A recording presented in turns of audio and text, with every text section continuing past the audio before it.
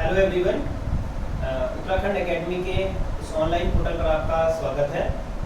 हम लोग एलटी और प्रवक्ता के लिए ऑनलाइन कोर्सेज शुरू करने जा रहे हैं, ऑनलाइन बैचेस शुरू करने जा रहे हैं और इसमें विज्ञान वर्ग के विद्यार्थियों के लिए मैं आपको रसायन विज्ञान पढ़ाऊँगा। तो आज एक छोटे से टॉपिक से शुरू करते हैं और टॉपिक इनऑर्गेनिक केमिस्ट्री का बहुत ही इंपॉर्टेंट टॉपिक है। शुरू करते हैं मॉलिक्यूलर ऑर्बिटल थ्योरी से। आप में से बहुत लोगों ने नाम जानेंगे मॉलिक्यूलर ऑर्बिटल थ्योरी, शॉर्ट में उसको एमओटी कह देते हैं या कोई मॉड कह देते हैं। मॉलिक्यूलर ऑर्बिटल थ्योरी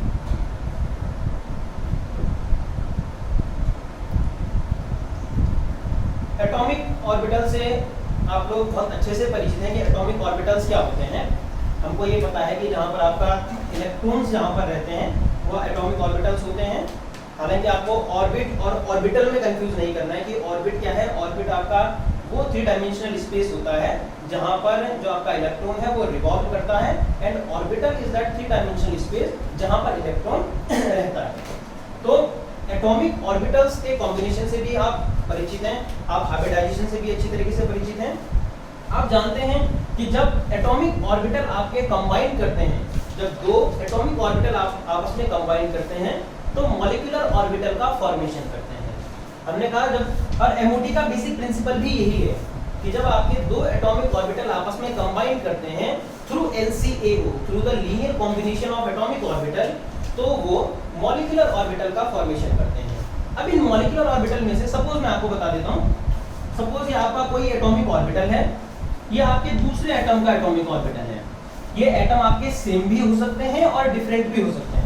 जब ये 2 एटॉमिक ऑर्बिटल आपस में कंबाइन करेंगे, linear combination of atomic orbital जब होगा तो ये 2 ही मॉलिक्यूलर ऑर्बिटल का फॉर्मेशन करेंगे। इसका मतलब ये है कि जितने एटॉमिक ऑर्बिटल आपस में कंबाइन करेंगे उतने ही मॉलिक्यूलर ऑर्बिटल का फॉर्मेशन होगा। 2 मॉलिक्यूलर ऑर्बिटल का फॉर्मेशन हुआ।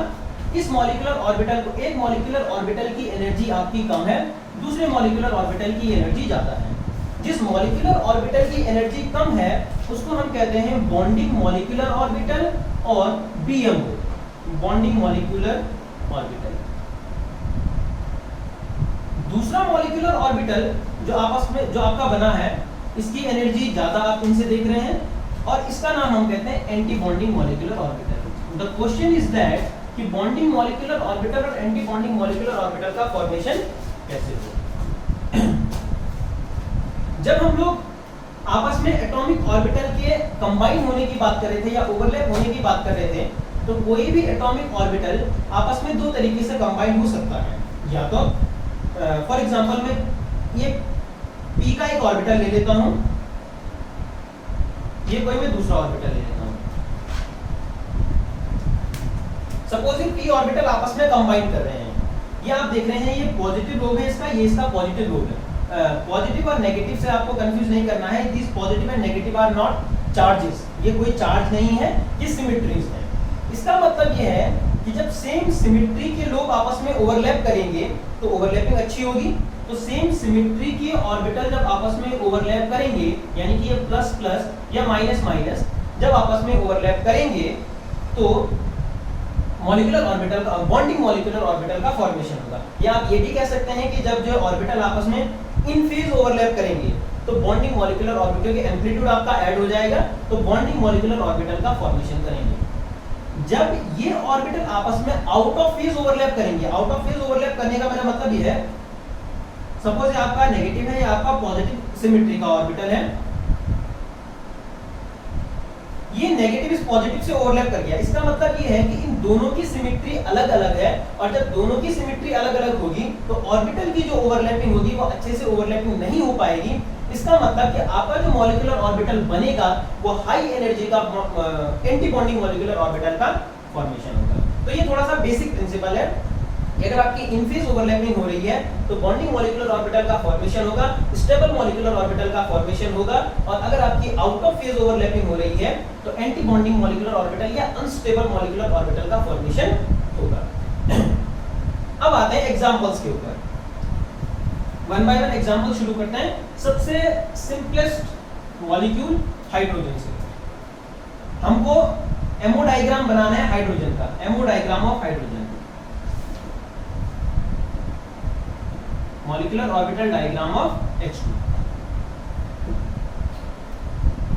हमको ये पता है कि एक एटम हमारे पास H है, दूसरा भी हाइड्रोजन ही है, सिंपल हमारे पास दोनों एक जैसे ही एटम है और दोनों का इलेक्ट्रॉनिक कॉन्फ़िगरेशन भी 1s1 है। इसका मतलब कि यहाँ पर अगर मैं एक हाइड्रोजन का एटॉमिक ऑर्बिटल बनाने जा रहा हूँ 1s, और यहाँ पर मैं दूसरे हाइड्रोजन का एटॉमिक ऑर्बिटल बनाने जा रहा हूँ, दिस इज आल्सो 1s, तो एक इलेक्ट्रॉन इस एटॉमिक ऑर्बिटल में है, एक इलेक्ट्रॉन इस एटॉमिक ऑर्बिटल में। मॉलिक्यूलर ऑर्बिटल में भी इलेक्ट्रॉन वैसे ही फील्ड होते हैं जैसे आप एटॉमिक ऑर्बिटल्स में करते हैं, जैसे आप उन्स और अबाव के अकॉर्डिंग करते हैं, वैसे ही मॉलिक्यूलर ऑर्बिटल में भी इलेक्ट्रॉन की फीलिंग होगी। क्या बनाएंगे? मॉलिक्यूलर ऑर्बिटल का फॉर्मेशन करेंगे, एक बॉन्डिंग मॉलिक्यूलर ऑर्बिटल बनेगा और दूसरा एंटी बॉन्डिंग मॉलिक्यूलर ऑर्बिटल बनेगा। टोटल कितने इलेक्ट्रॉन थे जी हमारे पास? 2 इलेक्ट्रॉन थे। ये दोनों ही इलेक्ट्रॉन, क्योंकि एक ऑर्बिटल आपका मैक्सिमम 2 इलेक्ट्रॉन को रख सकता है, तो दोनों इलेक्ट्रॉन आपके बॉन्डिंग मॉलिक्यूलर ऑर्बिटल में आ जाएंगे। ठीक है जी। नाम क्या होगा ऑर्बिटल का? देखो ये s ऑर्बिटल था, s ऑर्बिटल था, हमको पता है कि s ऑर्बिटल और जब s ऑर्बिटल आपस में ओवरलैप करता है इस तरीके से, तो इसकी ओवरलैपिंग से जो बॉन्ड का फॉर्मेशन होता है, ये एंड टू एंड ओवरलैपिंग है, और इस ओवरलैपिंग से सिग्मा बॉन्ड का फॉर्मेशन होता है। इसका मतलब कि ये जो बॉन्डिंग मॉलिक्यूलर ऑर्बिटल होगा, ये सिग्मा बॉन्डिंग मॉलिक्यूलर ऑर्बिटल होगा। तो हम इसका नाम दे देते हैं सिग्मा बॉन्डिंग 1s ऑर्बिटल है, सिग्मा बॉन्डिंग 1s। ये वाला क्या हो गया आपका? सिग्मा एंटी बॉन्डिंग, ये मैं इसको स्टार से दिखा रहा हूँ, sigma anti bonding 1s orbital. ठीक है जी। इससे हमें एक चीज और पता चलेगी, हम इसका बॉन्ड ऑर्डर निकालने जाएंगे। जब हम इसका बॉन्ड ऑर्डर निकालने जाएंगे, बॉन्ड ऑर्डर का मतलब है कि जो हाइड्रोजन और हाइड्रोजन आपस में लिंक्ड है, ये कितने बॉन्ड के थ्रू आपस में लिंक्ड है। बॉन्ड ऑर्डर निकालने के लिए हम लोग जाएंगे, तो बॉन्ड ऑर्डर कैसे निकालते हैं आप? कि बॉन्डिंग मॉलिक्यूलर ऑर्बिटल में कितने इलेक्ट्रॉन है? Number of electrons in BMO, number of electrons in BMO minus number of electrons in ABMO, anti bonding molecular orbital, divided by 2। मैं यहां से कर रहा हूं दोबारा। तो आपके बॉन्डिंग मॉलिक्यूलर ऑर्बिटल में कितने इलेक्ट्रॉन्स हैं? 2 इलेक्ट्रॉन हैं। एंटी बॉन्डिंग मॉलिक्यूलर ऑर्बिटल में कोई भी इलेक्ट्रॉन नहीं है, डिवाइडेड बाय 2, यानी कि 2/2 एक बॉन्ड एग्जिस्ट करेगा इस हाइड्रोजन और इस हाइड्रोजन के बीच में। ये आपको एमओटी ने बता दिया है कि इस H2 का जो बॉन्ड ऑर्डर होगा वो 1 होगा। दूसरा, मैग्नेटिज्म के बारे में आप जान सकते हैं, और मैग्नेटिज्म के बारे में आपको पता है कि अगर आपके पेयर्ड इलेक्ट्रॉन आपके पास है तो ये आपका डायमैग्नेटिक होगा, अगर आपके पास अनपेयर्ड इलेक्ट्रॉन है तो ये पैरामैग्नेटिक होगा। तो ये सिंपल H2 का मॉलिक्यूलर ऑर्बिटल डायग्राम है। एक चीज और यहाँ पे डिस्कस करनी चाहिए कि ये वाला जो ऑर्बिटल है जहां पर आपके इलेक्ट्रॉन फील्ड है, इसको हम होमो कहते हैं।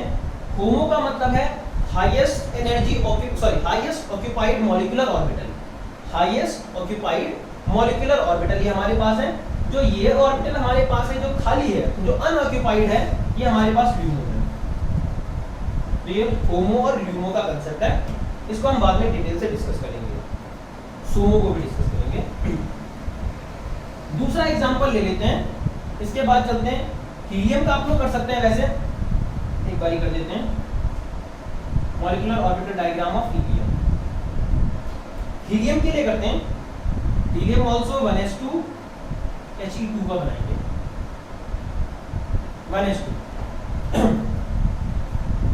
ये एक हीलियम का एटॉमिक ऑर्बिटल है, ये दूसरे हीलियम का एटॉमिक ऑर्बिटल है, दोनों मिलकर के मॉलिक्यूलर ऑर्बिटल बनाएंगे। दोनों में 2-2 इलेक्ट्रॉन है।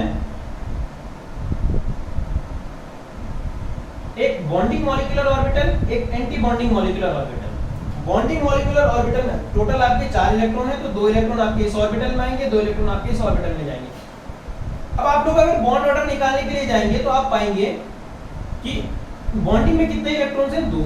एंटी बॉन्डिंग में कितने इलेक्ट्रॉन्स हैं? 2 डिवाइडेड बाय 2, यानी कि बॉन्ड ऑर्डर आपका 0 आ रहा है। बॉन्ड ऑर्डर 0 आने का मतलब ये है कि हीलियम और हीलियम के बीच कोई भी बॉन्ड एग्जिस्ट नहीं कर रहा। ये आपको पहले से भी पता है कि हीलियम आपका ये इनर्ट गैस है और ये मोनोएटॉमिक फॉर्म में एग्जिस्ट करती है। और आपको एमओटी ने भी यहाँ से बता दिया कि हीलियम और हीलियम के बीच में एक्चुअली कोई भी बॉन्ड एग्जिस्ट नहीं करता है, इसलिए हीलियम का He2 की फॉर्म में होना पॉसिबल नहीं है, ये केवल आपका मोनोएटॉमिक फॉर्म में रह सकता है। तीसरा,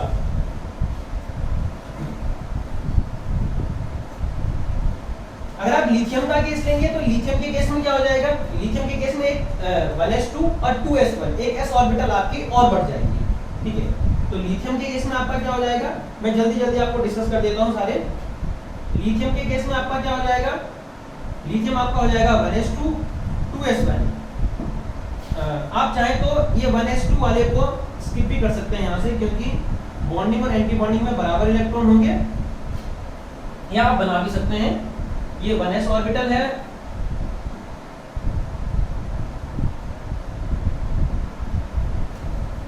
ये आपका 2s ऑर्बिटल रहेगा, 2s में एक इलेक्ट्रॉन है, इस 2s में एक इलेक्ट्रॉन है, ये भी एक एंटी बॉन्डिंग एक बॉन्डिंग मॉलिक्यूलर ऑर्बिटल का फॉर्मेशन करेगा।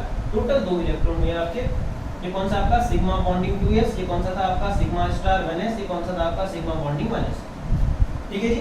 बॉन्ड ऑर्डर निकालेंगे, तो बॉन्ड ऑर्डर निकालने के लिए आपको देखो बॉन्डिंग में कितने इलेक्ट्रॉन है, बॉन्डिंग मॉलिक्यूलर ऑर्बिटल में 2 इलेक्ट्रॉन यहाँ पर है, 2 इलेक्ट्रॉन यहाँ पर है, 4 इलेक्ट्रॉन।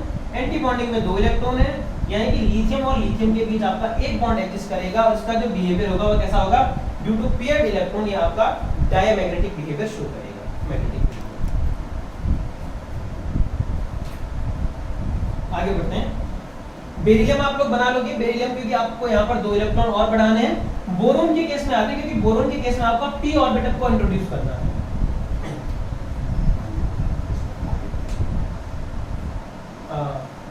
या बोरोन का जो केस है जहां पर हम p ऑर्बिटल को इंट्रोड्यूस करते हैं, और थोड़ा सा आगे एक दो एक्सेप्शंस भी, एक्सेप्शंस तो नहीं कह सकते हैं, क्योंकि ऑक्सीजन के बाद आपका जो s ऑर्बिटल है उसकी एनर्जी आपकी घटनी शुरू हो जाती है और ऑर्बिटल में चेंजेस आने शुरू हो जाते हैं। इसको हम अगले लेक्चर में डिस्कस करते हैं।